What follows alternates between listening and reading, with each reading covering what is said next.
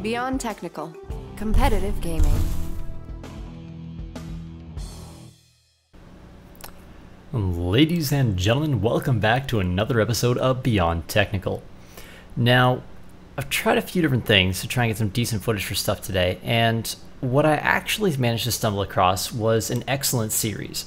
Now, I started the series trying to sort of play like an idiot and get some specific tutorial-based stuff. What ended up happening is actually I had a great showdown with the current reigning French champion, Diego Umehaha, and we went back and forth a bunch of times. So what I got out of this, after just playing some random Street Fighter, is I thought, what can you learn from a back and forth series with somebody? Like, he won some games, I won some games. I ended up winning a good string of them near the end, so it showed that I kind of made a better adjustment over time than he did. However, initially, he had made the better adjustment over me. So I thought, what can I show you guys that might help you learn or figure something out from this? And honestly, there's a ton of mistakes and things like that. Like, there's a lot of specific traits and stuff that I'll try and point out as we go. But this episode's going to be about the download. What you can see your opponent do that's going to give you the advantage over them. So whether or not you're still making mistakes, if you're winning more rounds than you're losing, you're making a good adjustment. Now, clearly the goal is to eliminate all mistakes, but what do you know? I have a job and can't play this all day, so I'm not all that perfect. But I think I can show you guys some decent high-level Street Fighter play. There's, well, at least one match I got to show where I get my ass kicked in a phenomenal way. So why don't we just hop on over and check that out. Some buttons over here that bring us to some Street Fighter. All right, so first I'm going to show you guys the status fight card thing to show you the win record. So game one, I take it, and then I get my ass kicked 3 games in a row. So at that point in time, most people are like, well, these are all ranked matches too, so most people kind of just want to give up, right? Like, this guy's clearly got your number and you don't want to go into it. So I come back with a 2-game win streak and kind of start cleaning it up. So first things first, you guys have seen me play plenty of times, but we don't show a lot of me losing. So the first match where I win, I don't really think we need to check that out, but let's watch just a couple of games where I lose, and we'll just talk about it as we go, all right? So, first things first, he's had at least one game against me where I won. Okay, so he's maybe figured out some of my tricks. So let's see what he does that I'm falling victim to. So first off, he's trying to zone me a little bit, and I don't really know whether I should be playing aggressive or defensive at this point in time. I don't know his style, but I know I need to work on these fireballs. Now watch this EX wake up flip he does. It's pretty much his standard. It took me a few games to figure out how to punish because honestly I do not know Gouken overly well, but you'll see that he does it so often that it becomes something I actually have time to practice against just in playing this extended series, which is why it's so important to have these kinds of things against some higher tier players that can actually give you a decent match. So I realize now that, okay, he's jumping a lot, I need to kind of make some adjustments, and he's doing a really good job because he's zoning me quite well. He's baiting me into doing some stupid wake-up options like headbutts, and every time he's punishing me, he's doing a lot of damage with these punishes. So this is the kind of stuff that was going through my head at the time as I was basically getting stomped game after game. Now in this round, I try and wake up with start with the EX uppercut because I know he's going to be jumping a lot, and I start trying to throw these headbutts in. Now I realize after a little bit how rough headbutts are against a Gouken and a lot of this stuff. I did not even know he had armor on his flip, actually. So right there where I got caught with that, I had no idea that was coming. That's actually something new, again, I know I'm not a terrible Street Fighter player, but you always learn a little something something. He's very patient there, waits me out really well, and he knows that I'm an aggressive player, so I'm probably going to want to go in. As I said, those headbutts are getting me murdered. As you'll see in the later games, I basically dropped off doing headbutts altogether, unless almost every single time I headbutt, they land in later ones. Screw up a combo, making a few mistakes here and there. And I'm starting to play very aggressive, and which is actually the style I eventually opted to go for, but you'll see kind of how I made some changes there. So again, that EX flip kick, you see what he's doing? He's pulling that off almost every single round, or every single time he wakes up, which is actually a really bad thing to be doing for wake-ups because it kind of gives your opponent an advantage. Now, the other thing is, because I know he's going to EX flip kick, that's why I did the jump over, because I expected he's just going to go for something stupid like a wake-up ultra or wake-up spin kick, and when you have this tendency to do something on wake-up, people are going to get the idea that you're going to do something on wake up, and usually that something is going to be something that kind of saves you. So Balrog doesn't have a lot of cross-up options. As a matter of fact, he really has 0 unless you count his like weird We're not even going to count that. He has 0 cross-up options. So here I'm getting zoned really badly because Balrog has a big fat head, and again, I've just got to kind of get used to this fireball spacing, because most characters don't have the air fireball, right? So it's something you kind of have to adjust to. Now, the point here is that he's learning. So watch as he holds me off. He knows I'm going to keep ramming my head in, so he's doing this zone game really well.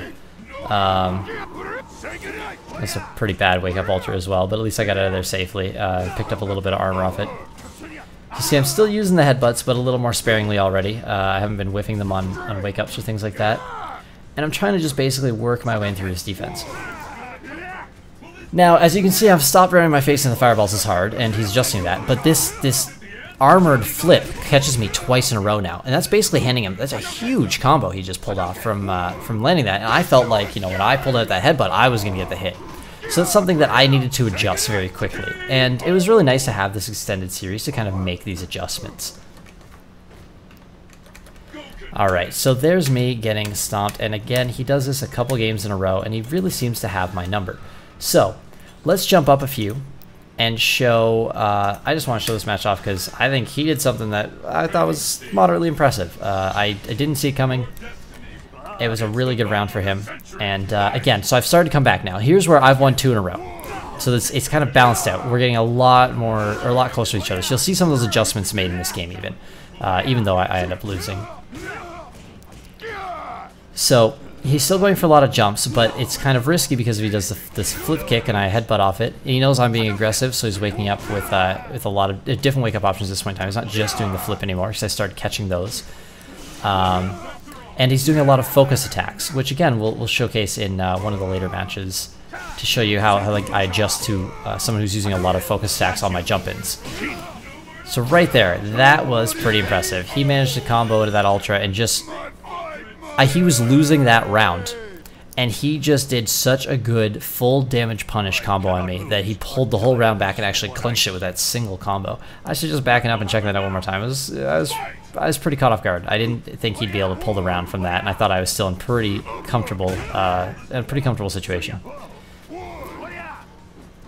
See, we're kind of vying for screen position a little bit. I'm accidentally buffering tap with a heavy punch, which gets me hit by a fireball. And this footsie game's kind of going back and forth. Now, I know some people are probably saying some of the stuff I'm doing is unsafe, but again, if it's not getting punished game after game after game, you have to start taking advantage and take a few risks. You're going to take risks as you play the game. At least that's my take on it, and in the long run of the series, I did pretty well, so I think it was okay.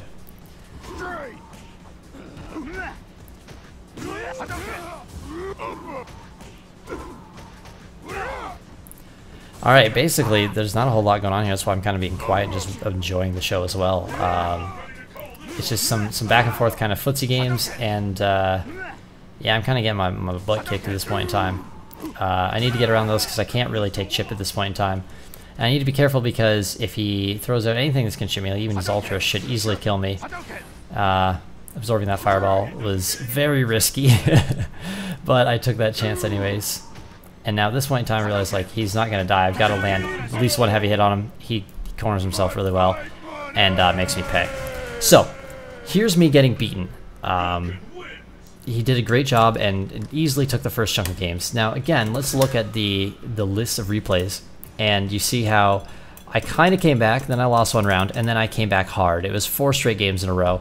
Let's just show, I guess I'll show one of these and show very quickly what these adjustments are. The longer the time goes on, the less your adjustments are going to matter, because they're going to start making adjustments and you make more adjustments and there's adjusting all over the place. But let's just take a look at this round here. I don't exactly remember specifically how this one went, but I won, so it must have gone alright for me, and we'll talk about that. So you see those headbutts are getting a little more reliable.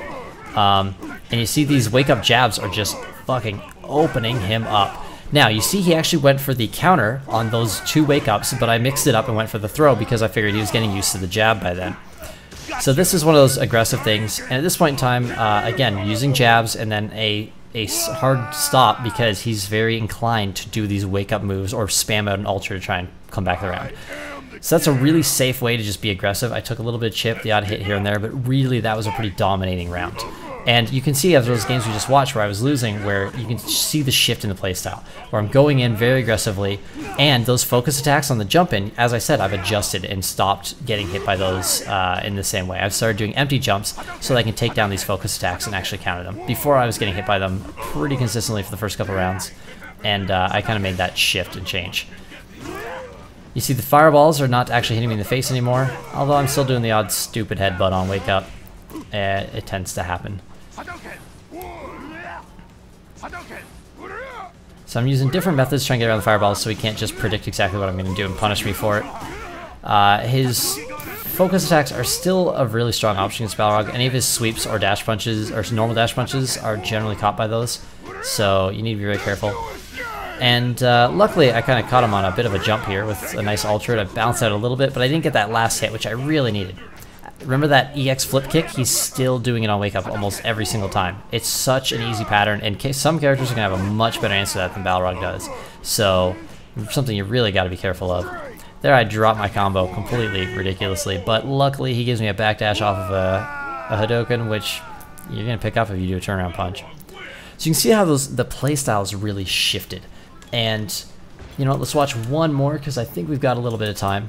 And, let's go to the first match where, so basically out of these last games, he's won 1 out of the last 7. So you can see how that shifts so heavily from, you know, the 3 he pulled off originally. And that's completely from an adjustment. You have to make that kind of a shift. So let's just go to the first game actually, where that turns around and see how this plays out. I know it's kind of dull to watch the same matchup over and over, but this is the kind of analysis that you need to start doing with your own games if you want to kind of figure out why you're winning or losing. It doesn't matter if you're on the winning side of this or the losing side of this. You need to be able to figure out exactly what you're doing wrong and start making those adjustments. So clearly, luckily, I got the chance to continue playing the same player. He was from France, it's surprisingly decent ping and everything, no real lag issues at all on my part. And yeah, we got a great series going here. So remember those jab wake-ups that I was talking about? Look at that, I'm already using them here, and he really has not shifted his playstyle to deal with them. I'm just jabbing on wake-up almost every time, and he just keeps letting himself get counter-hit. The other thing is those focus attacks, I was originally using jump-in jabs instead of the jump-in throw to deal with them, but it was a little bit risky. So after that failed a few times, I backed off. And these random ultras, I think he might have gotten 1 in like the 8 or 9 matches that we played, so they really weren't working out for him too well. I was trying to play safe against them. I mean, every once in a while you walk into one, you just eat. It's a random ultra, right? So you're randomly going to get hit by it. But if you play a pretty safe game, odds are you're going to miss most of those and they're going to cost you the round. It's really not worth throwing out there unless it's really bleak. Remember those EX flips? See, there they are again. This is a huge tendency I picked up right away with this player, and I started using a lot of different... I tested a few different ways to punish those, but you just can't do the same thing on wake up over and over, or people are going to start beating you. You see, there's a perfect example of where I did a jump back heavy to deal with that kick specifically. I don't actually really know how I got armor on that one. That was kind of a cool little coincidence. I think it did sort of a dash punch cancel into EX headbutt and only use 1 meter for it. So that was a nice little turnaround, but you see, again, a lot of those things shifted, and that's basically how I made my adjustments to start winning those matches. So if you continuously do the same moves and same abilities, the more time someone has to play against you, the better. Now you see, if we were in a tournament setting, that Gouken would have beaten me, but in the long run, I was making better adjustments, and I was changing my playstyle in a better way because I did end up winning more matches. So thank you very much, Diego Umehaha, for some great matches. That was a lot of fun, and it's not every day you get to actually sit down and just play the same player for a little bit, so it was really cool to get a little bit of actual practice against Gouken, because I really have not had all that much, to be honest with you guys. So anyways, that's my take on this week's Beyond Technical. Just thought I'd show you guys a little bit of what some actual online matches are, how they go for me, and what you can do if you get the opportunity to play the same player over and over and over. He just kept hosting, I kept joining, and it made for a great chance to get some solid Gouken practice in, and to really download that player and learn his habits and start getting rounds that were almost perfects, and just really, I guess, starting to dominate the game, whereas in the beginning I was getting stomped pretty hard. So check out your own matches, go back, watch those replays, do what I just did, and go and just think about, okay, what am I doing here? How am I making this adjustment? How am I making these changes? Because realizing what mistakes you're making, and especially when you go back and watch it, when you're in the game, a lot of things that I do, I am just smacking myself in the face because I'm like, oh my god, why would I EX wake up headbutt on that? Because that makes no sense. But when you're trying to do 100 things at once, you got the fight stick, you got your charge, and your brain is very busy. So going back and taking a second where your brain slows down and it's not so busy, and you can actually really analyze these matches and take a good solid look at what am I doing, and what am I doing right, and what am I doing wrong, and what is he doing wrong that I could be doing something about. And there's a lot to Street Fighter. If you want to get better though, it's definitely a good thing to check out, to go through some replays, watch what you're doing, and try to make some changes. Thank you guys very much for watching. Be sure to subscribe on YouTube, and you go ahead and like or follow it on Facebook as well if you'd like to. If you're watching Beyond Technical on the Beyond Technical YouTube channel, make sure to head on over to CrossCounter.tv. There's some great fighting game content over there, and I think Gouken got hit by a car, so you should go check out his foot. If you are watching this over on CrossCounter, then you already know about Gouken in the car, and you should head on over to the Beyond Technical YouTube channel and subscribe on there, because those numbers aren't nearly as high as CrossCounter. I'm feeling a little jealous lately. Come on over, guys. Thank you very much for watching. I appreciate all the feedback. Keep it coming. I definitely read everything, and if I don't answer you right away, I'm sorry, but I am reading it. There's just a lot of messages, all right? Catch you guys next time. Thank you very much.